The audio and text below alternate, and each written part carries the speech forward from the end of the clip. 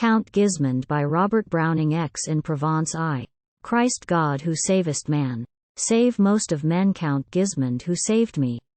Count Gauthier, when he chose his post, chose time and place and company to suit it. When he struck at length my honor, 'twas with all his strength. 2. And doubtlessly ere he could draw all points to one, he must have schemed. That miserable morning saw few half so happy as I seemed, while being dressed in queen's array to give our Tourney prize away. 3. I thought they loved me, did me grace to please themselves. 'Twas all their deed. God makes, or fair or foul, our face. If showing mine so caused to bleed my cousins' hearts, they should have dropped a word, and straight the play had stopped. IV. They, too, so beauteous, each a queen by virtue of her brow and breast, not needing to be crowned, I mean, as I do. E'en when I was dressed, had either of them spoke, instead of glancing sideways with still head. V. But no. They let me laugh, and sing my birthday song. Quite through, adjust the last rose in my garland, fling a last look on the mirror, trust my arms to each an arm of theirs, and so descend the castle stairs. V. And come out on the morning troop of merry friends who kissed my cheek, and called me queen, and made me stoop under the canopy, a streak that pierced it, of the outside sun, powdered with gold its gloom's soft dun. 7. And they could let me take my state and foolish throne amid applause of all come there to celebrate my Queen's Day. Oh, I think the cause of much was, they forgot no crowd makes up for parents in their shroud. 8. However that be, all eyes were bent upon me, when my cousins cast theirs down. 'Twas time I should present the victor's crown, but there, 'twill last no long time. The old mist again blinds me as then it did. How vain! Ix. See, Gismond's at the gate, in talk with his 2 boys, I can proceed.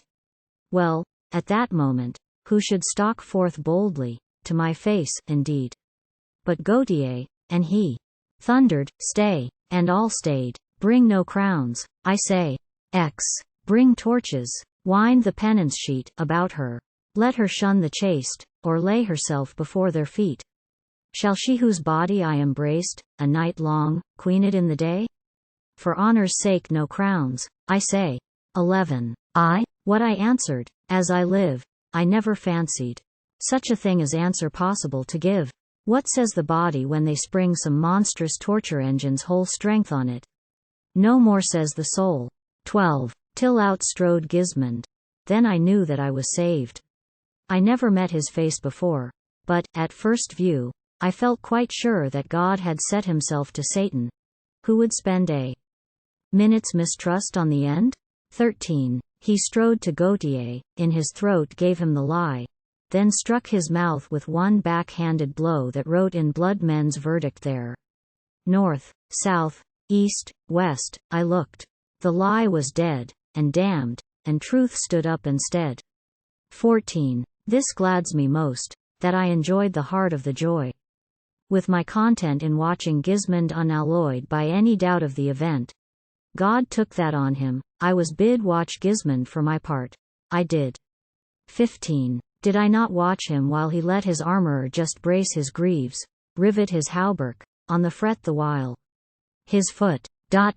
My memory leaves no least stamp out, nor how anon he pulled his ringing gauntlets on. 16. And e'en before the trumpet's sound was finished, prone lay the false knight, prone as his lie, upon the ground.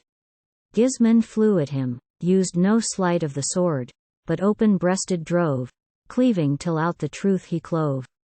17. Which done, he dragged him to my feet and said, Here die, but end thy breath, in full confession, lest thou fleet, from my first, to God's second death.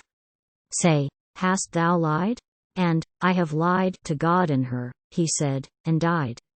18. Then Gismond, kneeling to me, asked what safe my heart holds, though no word could I repeat now, if I tasked my powers forever, to a third dear even as you are. Past the rest until I sank upon his breast.